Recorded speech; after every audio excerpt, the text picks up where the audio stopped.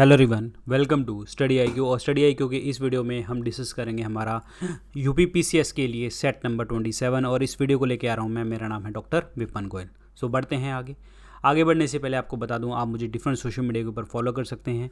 जितने भी हमारी क्लासेस की जानकारी होती है वो टेलीग्राम चैनल के ऊपर आपको शेयर की जाती है, यहाँ पे डॉक्टर विपन गोयल के नाम से। बाकी आप मुझे इंस्टाग्राम और फेसबुक के ऊपर भी फॉलो कर सकते हैं। मेरे दो पेड कोर्सेज आते हैं। The one is the 10,000 MCQ course और second one is the GS course.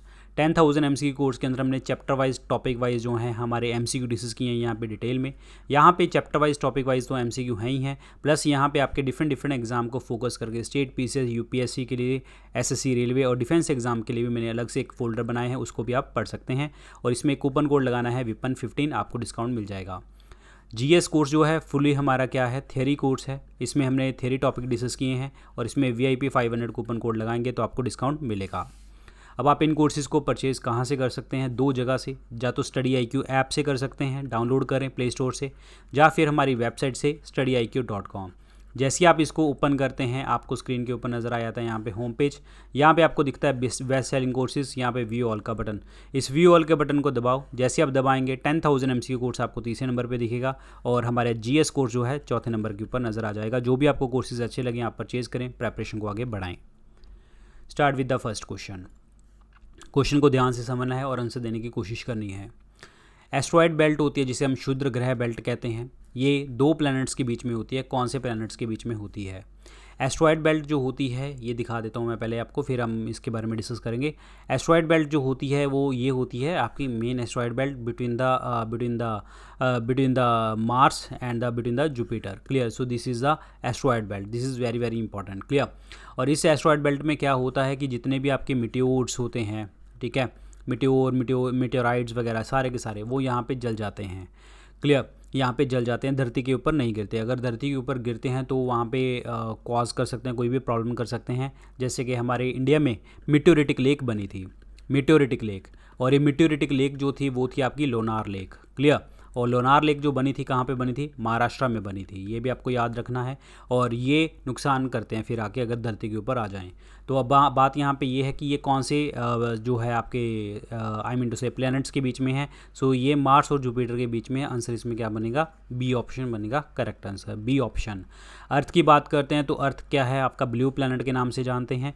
अर्थ की ट्विन सिस्टर जो है वो होता है आपका डेट इज़ वीनस, याद रखिए।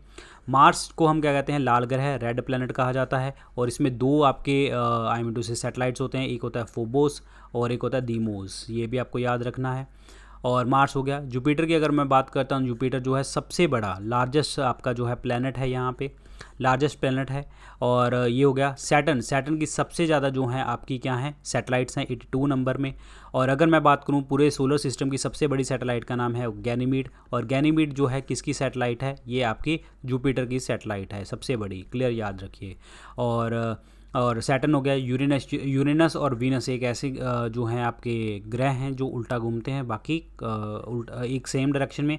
और जुपिटर और वीनस उल्टे डायरेक्शन में घूमते हैं। आंसर इसमें क्या बनेगा? बी ऑप्शन बनेगा। अगला चलते हैं जी क्वेश्चन की तरफ। CVC that is central vigilance commission, ये इस्टेब्लिश किया गया था किसके रिकमेंडेशन से? पहली बात तो आपको पता होना चाहिए विजिलेंस वर्ड का मतलब क्या होता है। विजिलेंस वर्ड का मतलब ये होता है कि आपको इंश्योर करना ताकि आपने जो है कोई भी एक्शन लिया है towards achieving the efficiency, effectiveness, जो आपके एम्प्लॉयज़, गवर्नमेंट एम्प्लॉयज़ काम कर रहे हैं ऑर्गेनाइजेशन के अंदर, और जो है जिसके कारण जो है आपका जो हमारी कंट्री का कोई लॉस ना हो, इकोनॉमिक डिक्लाइन ना हो, तो उसके लिए हम विजिलेंस वर्ड यूज़ करते हैं, सतर्कता वर्ड यूज़ करते हैं। CVC जो है सेटअप कब किया गया था? फेब 1964 में जो है ये सेटअप किया गया था।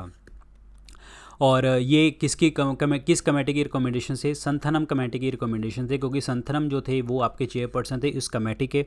और ये जो CVC है ये 2003 के अंदर जो है इसको पार्लियामेंट ने इनेक्ट किया और CVC एक्ट बनाया, सेंट्रल विजिलेंस एक्ट बनाया आपका, और इसको स्टैट्यूटरी स्टेटस प्रोवाइड किया। स्टैट्यूटरी स्टेटस जो है आपको प्रोवाइड किया यहाँ पे। This is very important. CVC जो है ये किसी भी मिनिस्ट्री द्वारा कंट्रोल नहीं किया जा सकता, ये इंडिपेंडेंट बॉडी है। और ये रिस्पॉन्सिबल किसके लिए है? पार्लियामेंट के लिए रिस्पॉन्सिबल है। मतलब पार्लियामेंट को ये जवाब देती है, अदरवाइज़ कोई चीज़ नहीं बनेगी। तो इसमें क्वेश्चन क्या बनेगा? Santhanam committee on the prevention of corruption, date is C option, date is 1964 is the right one. अगर हम एनडीसी की बात करते हैं, प्लानिंग कमीशन होता था और एक एनडीसी होता था। अब तो चलो नीति आयोग ही सारा कुछ है, वो भी हम बात करते हैं। प्लानिंग कमीशन प्लान बनाता था, ठीक है, प्लान को हाँ कौन करता था, एनडीसी करता था, एग्जीक्यूट ये करता था। अब तो थिंक टैंक हमारा कौन है, थिंक टैंक ही सब कुछ जो है वो नीति आयोग है, national institution for transforming India, जो बना कब था, 1 जनवरी 2015 को बना था। ये भी आपको याद रखना है। आंसर इसमें सी ऑप्शन बनेगा, संथनम कमेटी। अगला क्वेश्चन देखिए, at the second round table conference the Indian national Congress was represented by. Second conference के अंदर जो है, सेकेंड राउंड टेबल कॉन्फ्रेंस के अंदर कौन पर्सन जो है आपके रिप्रेजेंट किए थे आईएनसी की साइड से। एक्चुअली इससे जो पहले सेकेंड राउंड टेबल कॉन्फ्रेंस से पहले जो है गांधी इरविन पैक्ट साइन हुआ था 1931 का, और इस पैक्ट के अकॉर्डिंग जो है गांधी जी ने बोला था हम सिविल डिसोबीडियंस मूवमेंट वापस ले लेंगे, लेकिन इरविन को ये बोला था कि आपने जितने भी पॉलिटिकल प्रिजनर हैं वो आप पकड़ रखे हैं उनको छोड़ दो। तो इससे क्या हुआ, दो चीज़ें हुई।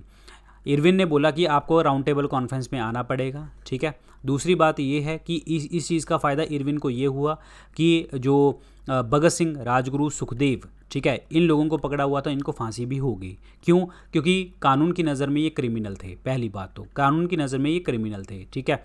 और गांधी जी ने यहाँ पे वर्ड यूज़ किया था पॉलिटिकल प्रिजनर, तो ये था पॉइंट। अब बात ये है कि सेकेंड राउंड टेबल कॉन्फ्रेंस में पार्टिसिपेट किसने किया था, मोहनदास करमचंद गांधी ने किया था। आंसर इसमें सी ऑप्शन बनेगा करेक्ट आंसर। महात्मा गांधी जी के साथ जो है विमेन सेक्शन को रिप्रेजेंट किसने किया था, वहाँ पे सरोजिनी नायडू जी ने रिप्रेजेंट किया था। Clear. Second round table conference में मदन मोहन मालवीय जी थे, और मिर्ज़ा इस्माइल दीवान ऑफ मैसूर थे। क्लियर। एस के दत्ता थे, सैयद अली इमाम ये थे, ठीक है, और कुछ और लोग भी थे। तो आंसर इसमें क्या बनेगा, सी ऑप्शन बनेगा correct answer. Mohandas Karamchand Gandhi is the right one. Clear. अब कुछ क्वेश्चन और डिस्कस करते हैं। पहली बात तो राउंड टेबल कॉन्फ्रेंस है क्या थी। राउंड टेबल कॉन्फ्रेंस जो थी वो जो आपका साइमन कमीशन आया था उसने रिपोर्ट सबमिट करी थी, उस रिपोर्ट के ऊपर जो है ये डिस्कशन चल रही थी राउंड टेबल कॉन्फ्रेंस की। और एक कॉन्फ्रेंस तो एक है, लेकिन इसकी मीटिंग जो है 3 हुई हैं। पहली राउंड टेबल कॉन्फ्रेंस की बात करते हैं, तीनों की तीनों लंदन में हुई हैं, 12 नवंबर 1930 को हुई थी। सेकेंड राउंड टेबल कॉन्फ्रेंस की अगर हम बात करते हैं तो 7 सितंबर 1931 में हुई थी। और अगर हम थर्ड की बात करते हैं, थर्ड राउंड टेबल कॉन्फ्रेंस की, वो हुई थी 17 नवंबर 1932। ये आपको याद रखना है, 17 नवंबर 1932। तो ये सारी राउंड टेबल कॉन्फ्रेंस थी। सेकेंड राउंड टेबल कॉन्फ्रेंस में 2 व्यक्ति थे जिन्होंने तीनों की तीन राउंड टेबल कॉन्फ्रेंस में 2 व्यक्ति ऐसे थे जिन्होंने सभी की सभी में पार्टिसिपेट किया। डॉक्टर जो है भीमराव अम्बेडकर जी,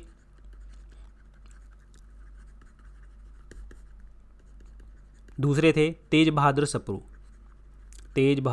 सप्रू, ठीक है। तो आंसर इसमें सी ऑप्शन बनेगा। जवाहरलाल नेहरू जी की बात करते हैं तो हमारे देश के first prime minister, discovery of India पुस्तक इन्होंने लिखी है। डॉक्टर राजेंद्र प्रसाद हमारे जो है प्रेसिडेंट, लगातार 2 बार बनने वाले प्रेसिडेंट ये थे। डॉक्टर राजेंद्र प्रसाद प्रेसिडेंट बनने से पहले जो है फूड एंड एग्रीकल्चर मिनिस्टर थे इंटरिम गवर्नमेंट में, और उसके बाद कॉन्स्टिट्यूशन असेंबली के प्रेसिडेंट, परमानेंट प्रेसिडेंट थे ये। और डॉक्टर राजेंद्र प्रसाद जी ने एक पुस्तक लिखी है इंडिया डिवाइडेड पुस्तक लिखी है, याद रखिए। वल्लभ भाई पटेल जी को सरदार वर्ड का टाइटल कहाँ से मिला था, बारदोली सत्याग्रह में 1928 में गांव की औरतों ने दिया था, क्रॉप टैक्सेशन के लिए था। बिस्मार्क ऑफ इंडिया कहते हैं क्योंकि यूनिफिकेशन करवाया था। आयरन मैन ऑफ इंडिया कहते हैं, डिसीजन इनके सख्त होते थे, सीधे, ठीक है। तो आंसर इसमें C option Mohandas Karamchand Gandhi is the correct answer. ये है जी सेकेंड राउंड टेबल कॉन्फ्रेंस, और यहाँ पे देखिए जी गांधी जी यहाँ पे बैठे हैं। चलिए जी अगला क्वेश्चन देखते हैं। इनमें से कौन सा ऐसा देश है जिसके पास सबसे ज़्यादा यूरेनियम देखने को मिलता है। यूरेनियम प्रोड्यूसिंग कंट्री कौन सी है इनमें से।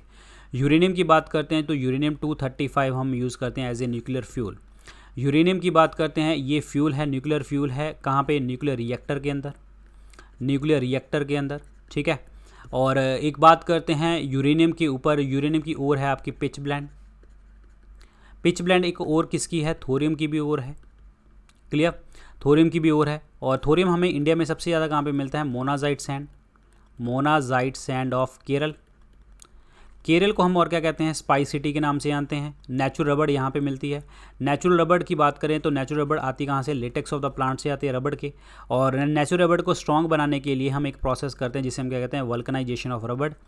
वल्कनाइजेशन ऑफ रबड़ में क्या करते हैं, नेचुरल रबड़ को हम सल्फ़र से मिला देते हैं और स्ट्रॉन्ग रबड़ बन जाती है आपकी। और इसमें हम सल्फ़र जो है डालते हैं, याद रखिए।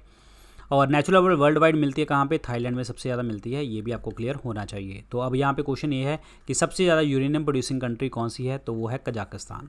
आंसर इसमें बी ऑप्शन बनेगा correct answer, Kazakhstan is the right one. Very very important, clear.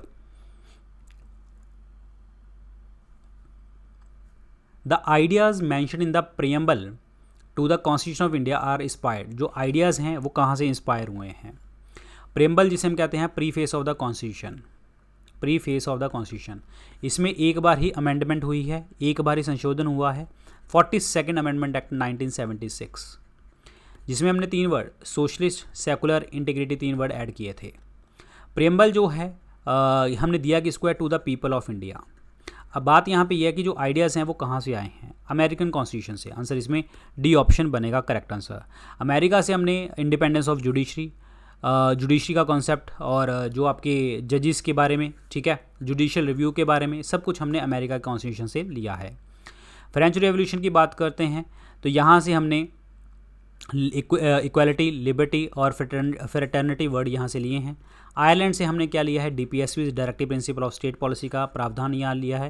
Directive principle of state policy जो है हमारे वेलफेयर ऑफ द स्टेट करते हैं, याद रखिए, social and economic democracy provide करते हैं। रशियन रेवोल्यूशन से हमने फंडामेंटल ड्यूटीज़ का कॉन्सेप्ट लिया था, 10 फंडामेंटल ड्यूटी पहली बार ऐड की गई थी 42nd अमेंडमेंट एक्ट 1976 द्वारा, स्वर्ण सिंह कमेटी की रिकमेंडेशन से। और उसके बाद जो है 86 अमेंडमेंट एक्ट 2002 की अगर हम बात करते हैं तो उसमें 11th फंडामेंटल ड्यूटी ऐड करी गई थी। तो now is the total 11 fundamental duties. तो आंसर इसमें क्या बनने वाला है जी आपका, D option, American constitution is the correct one, American revolution. Who of the following was the founder of the Swaraj party. Swaraj party के फाउंडर का नाम बताना है, क्या है। 1922 का गया सेशन था, ठीक है, जब उन्होंने क्या किया था, गया सेशन में कांग्रेस से रिज़ाइन किया और एट द एंड जो है सी आर दास जी ने जो है पार्टी बना ली, स्वराज पार्टी। सी आर दास जो हैं ये तो आपके प्रेसिडेंट हैं और सेक्रेटरी जनरल कौन है, that is Motilal Nehru. General secretary जो हैं मोतीलाल नेहरू हैं। सुभाष चंद्र जो जवाहरलाल नेहरू जी के पिताजी, क्लियर, याद रखिए, very very important.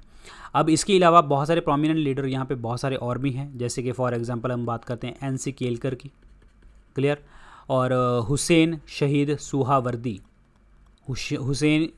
Hussain Shaheed Suhrawardy, Subhash Chandra Bose, all are the member of the Swaraj party. Swaraj word से मेरे दिमाग में 2-3 चीज़ें आती हैं। क्या, स्वराज वर्ड हमने कहाँ से लिया है, स्वराज वर्ड जो है एक जो है दयानंद सरस्वती, जिनका नाम है मूल शंकर, उन्होंने ये वर्ड दिया है। आर्य समाज के फाउंडर हैं ये, ठीक है। और स्वराज कलकत्ता सेशन में 1906 में यूज़ किया गया था, कलकत्ता के सेशन में, कलकत्ता सेशन में, और आईएनसी का कलकत्ता सेशन था ये। स्वराज वर्ड जो लिखा है, स्वराज वर्ड जो है, Swaraj is my birth right and I shall have it, बाल गंगाधर तिलक जी ने बोला था, याद रखिए। उसके बाद जो है 1 जनवरी 1923 को जो आपकी स्वराज पार्टी बन गई, क्लियर, याद रखिए। आंसर इसमें सी ऑप्शन बनेगा। स्वराज पार्टी की जो एम थे वो क्या था, डोमिनियन स्टेटस जल्दी से जल्दी मिले, right to frame a constitution, हमें कॉन्स्टिट्यूशन बनाना है, प्रोविंशियल ऑटोनॉमी, प्रांतों में पूरी शक्तियाँ मिल जाएँ, स्वराज्य मिल जाए, सेल्फ रूल हो जाए, जो लोगों के ऊपर गवर्नमेंट की मशीनरी है उसके ऊपर लोग कंट्रोल करें, ना कि दूसरे लोग कंट्रोल करें, लोकल और म्यूनसिपैलिटी के ऊपर कंट्रोल हमारा हो, क्लियर, और हम कंस्ट्रक्टिव प्रोग्राम कर सकें कांग्रेस के अंदर। ये सारी बातें इनमें थी। अब यहाँ पे जो वर्ड लिखे हुए हैं, वल्लभ भाई पटेल जी डिस्कस कर लिए हैं, राजेंद्र प्रसाद जी डिस्कस कर लिए हैं, आचार्य नरेंद्र देव, इन्होंने 1934 के अंदर जो है आपकी कांग्रेस सोशलिस्ट पार्टी बनाई थी। राम मनोहर लोहिया वगैरह जो लोग थे वो सारे के सारे यहाँ से लिंक करते हैं। आंसर इसमें सी ऑप्शन बनेगा, C R Das is the correct answer, C R Das. इनमें से सबसे ज़्यादा जो अधिक प्रोड्यूस होता है केसर, यानी कि हम कहते हैं सैफरन, जो वर्ल्ड वाइड कहाँ से प्रोड्यूस होता है, वर्ल्ड वाइड प्रोड्यूस होता है ईरान से, दूसरे नंबर पे इंडिया में, इंडिया में भी कहाँ पे, जम्मू कश्मीर में। Number 1 is Iran. आंसर इसमें क्या बनेगा, डी ऑप्शन बनेगा correct answer, Iran. Iran is the correct one, clear, याद रखें। और जम्मू कश्मीर जो है आपका सबसे ज़्यादा, जम्मू कश्मीर में जो लैंड है वो हाई लैंड है जहाँ से वो उगता है, और उसको हम क्या कहते हैं, करेवास, जहाँ से आपका सैफरन को उगाया जाता है। आंसर इसमें D is the correct answer, D. इनमें से सबसे ज़्यादा डायरनल टेम्परेचर डिफरेंस कहाँ पे होता है, मतलब आवर्त तापमान कहाँ पे होता है। आवर्त तापमान और डायरनल टेम्परेचर का मतलब ये होता है कि दिन का टेम्परेचर जो होगा, डे टाइम जो होगा वो टेम्परेचर बहुत ज़्यादा हाई होगा, और नाइट टाइम के ऊपर जो है आपका टेम्परेचर जो होगा वो बहुत ज़्यादा लो हो जाएगा। मतलब क्या होगा, जितनी सुबह में गर्मी उतनी ही रात को ठंड। तो इट मीन्स जैसे राजस्थान वगैरह में है, राजस्थान में क्या होता है, डायरनल टेम्परेचर डिफरेंस बहुत ज़्यादा देखने को मिलता है। क्यों? क्योंकि वहाँ पे भी ये है दिन का टेम्परेचर ठंडा और रात का गर्म, और ये होता है डेजर्ट कंडीशन में। और रीज़न क्या होता है इसका, स्पेसिफिक हीट लो होती है। स्पेसिफिक हीट क्या होती है इनकी, लो होती है। लो हीट होने का, स्पेसिफिक हीट लो होने का मतलब दिन के टेम्परेचर में तो अटेन करेगी और रात में फटाफट छोड़ देगी। तो ये होता है स्पेसिफिक हीट इनकी कम होती है, जिसके कारण जो है डायरनल टेम्परेचर डिफरेंस देखने को मिलता है। आंसर इसमें ए ऑप्शन बनेगा। और इंडिया में कौन सा डेजर्ट है, Thar, Rajasthan. Clear, answer is 1 option. Who among the following national leaders did not opt to defend the case dealing the trial of the soldiers of the INA in 1945। 1945 के अंदर red fort trials जो देखने को मिले थे, जिसमें 3 लोगों को पकड़ा गया था, गुरबख्श सिंह ढिल्लों, शाहनवाज़ खान और आपका PK सहगल जी। ठीक है, तो इन लोगों को पकड़ा गया था, याद रखिए। अब इन लोगों को पकड़ा गया तो इन लोगों को छुड़वाने के लिए जो है एक टीम गई थी लॉयर्स की। उसके अंदर तेज बहादुर सप्रू भी थे, यहाँ पे लिखा हुआ है।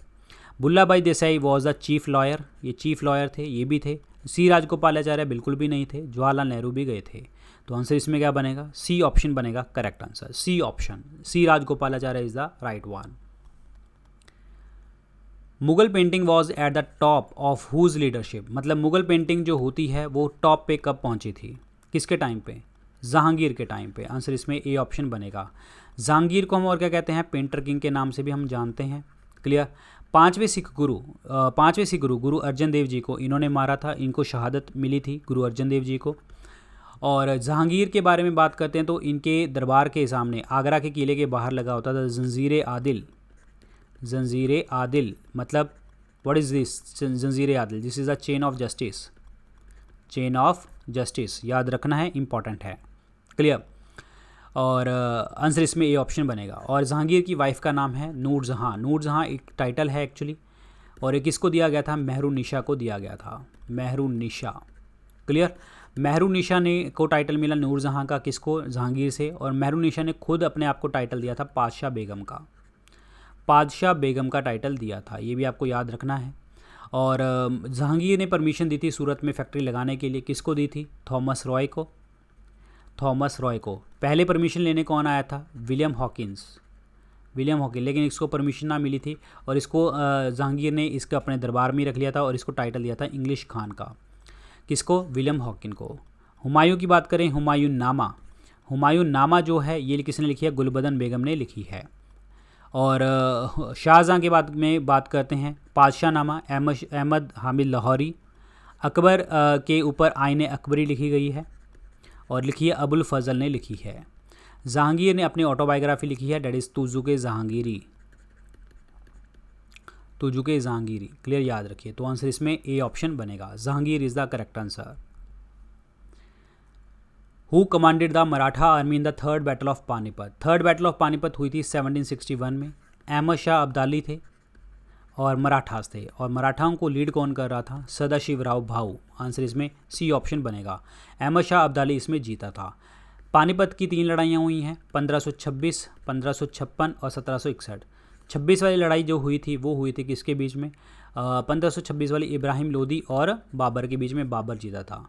1556 की हेमू के साथ लड़ाई हुई थी, हेमू और आपका अकबर की साइड से कौन था, बैरम खान लड़ रहे थे। तो इसमें बैरम खान यानी कि अकबर जीते थे पानीपत का सेकंड युद्ध। तो आंसर इसमें सी ऑप्शन बनेगा, Sadashivrao Bhau is the correct answer. Who prescribed the separate electorate for India on the basis of the communal award in August 1932। सांप्रदायिकता के आधार पे, मतलब Hindu Muslims, lower caste, Buddhist, इनको जो है रिप्रेजेंटेशन मिलेगी, अलग अलग लोग अपने अलग अलग लोगों को चुन सकते हैं। तो ये जो है आपका सेपरेट इलेक्टोरेट की बात जो आई थी वो आई थी कम्युनल अवार्ड के अंदर। ये कम्युनल अवार्ड जो है घोषित कब किया गया था, ये घोषित किया गया था 16 अगस्त 1932 को। किसने किया था? रामसे मैकडॉनल्ड ने किया था। आंसर इसमें बी ऑप्शन बनेगा करेक्ट आंसर, बी ऑप्शन, जिसमें अलग अलग लोगों को जो है सब चीज़ें मिली थी। इसके बाद जो है रामसे मैकडॉनल्ड के अवार्ड जो है गांधी जी ने हंगर स्ट्राइक करी थी क्योंकि जेल में थे, और फिर पूना पैक्ट साइन किया गया था। अब पूना पैक्ट जो साइन होता है वो 24 सितंबर 1932 को होता है, और इसमें जो है पूना पैक्ट में गांधी अंबेडकर पैक्ट भी इसको कहते हैं, लेकिन अंबेडकर जी और आपके मदन मोहन मालवीय जी के साइन हैं इस पैक्ट के अंदर, याद रखना है आपको, इंपॉर्टेंट है। आंसर इसमें बी ऑप्शन बनेगा करेक्ट आंसर। इरविन मैंने आपको बताया था, Gandhi Irwin pact Gandhi Irwin pact जो है आपका, गांधी इरविन पैक्ट जो है मैंने आपको बताया था, that is for the 5th of ये आपका 5 दिसंबर 1931, क्लियर, ये आपको देखने को मिला। लॉर्ड लिंथीगो, इसके टाइम पे जो है अगस्त ऑफर आया था जब अंग्रेज़ों ने पहली बार डिमांड एक्सेप्ट करी थी कि हम बनाएंगे आपका संविधान। विंस्टन चर्चिल 1942 के अंदर प्राइम मिनिस्टर थे, ब्रिटेन प्राइम मिनिस्टर, और इन्होंने भेजा था क्रिप्स मिशन कि इंडिया वालों को मनाओ जल्दी से जल्दी, कि इंडिया वालों को मनाओ और हमारा साथ दे सेकेंड वर्ल्ड वॉर में। आंसर इसमें बी ऑप्शन बनेगा। What can be the maximum gap between the 2 session of the parliament? 2 session के बीच में पार्लियामेंट के कितना गैप हो सकता है? ये याद करने वाला क्वेश्चन है। Maximum 6 month. कुछ आपको स्टैट बताता हूँ, याद रखें। एक बिल की लाइफ कितनी होती है? 6 महीने होती है, ठीक है। और ऐसे ही यहाँ पे, और मनी बिल का टाइम पीरियड कितना होता है? 14 दिन का, 14 डेज़ के अंदर अंदर पास करना ज़रूरी होता है। अगर पार्लियामेंट में कोई घुस जाए तो उसको 500 रुपीज़ फ़ाइन है, बस, ओनली 500 रुपीज़ फ़ाइन, ठीक है। बस यही आपको बताना चाहिए। आंसर इसमें सी ऑप्शन बनेगा right answer, that is 6 month is the correct one. Acid rain is caused by the pollution of the environment by. Acid rain, देखिए पहली बात तो रेनफॉल जब होता है हमारे एटमॉस्फेयर में, कौन सी लेयर से स्टार्ट होता है? ट्रोपोस्फियर से, शोमंडल से स्टार्ट होता है, ठीक है। अब एसिड रेन के अंदर क्या होता है कि जो ट्रोपोस्फियर में नीचे से गंद मंद जाके जमा हो जाता है, जिसे हम क्या कहते हैं? Bad ozone. बैड ओजोन का मतलब क्या है कि जितने भी सल्फर कंपाउंड्स हैं, आपके नाइट्रस कंपाउंड हैं, वो यहाँ पे आगे जम जाते हैं और रेन के साथ कंबाइन करके वो धरती के ऊपर आ जाते हैं, और इसको हम क्या कहते हैं?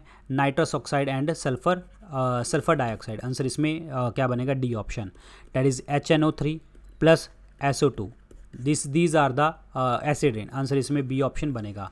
या फिर आप ऐसे कह सकते हो नाइट्रोजन डाइऑक्साइड और आपका सल्फर डाइऑक्साइड, ये भी आप कह सकते हो। तो आंसर इसमें D is the correct answer, nitrous oxide and sulphur dioxide is the correct one. Very very important. अब यहाँ पे जो एक चीज़ आपको और बताता हूँ, यहाँ पे जो जितने वर्ड्स हैं ये ग्रीन हाउस गैसेस के नाम हैं, मैं आपको क्लियर कर देता हूँ।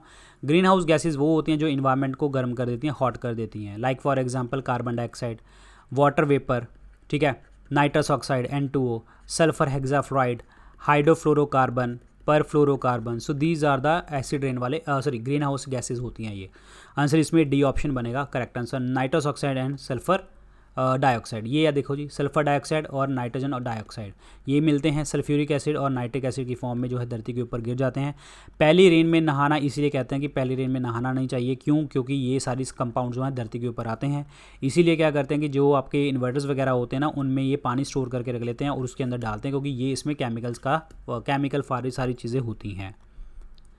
अगला क्वेश्चन देखते हैं, what is the renewable source of energy? Renewable source का मतलब क्या होता है कि दोबारा से दोबारा हम इन चीज़ों को यूज़ कर पाएँ। तो इसमें रिन्यूएबल सोर्स ऑफ एनर्जी जो है वो कौन सी है? ये सीधा सीधा दिख रहा है हमें, कौन सी एनर्जी है रिन्यूएबल फॉर्म ऑफ एनर्जी? यहाँ पे solar energy is the renewable form of energy. Answer इसमें सी ऑप्शन बनेगा। सन के पास जो एनर्जी आती है वो कहाँ से आती है?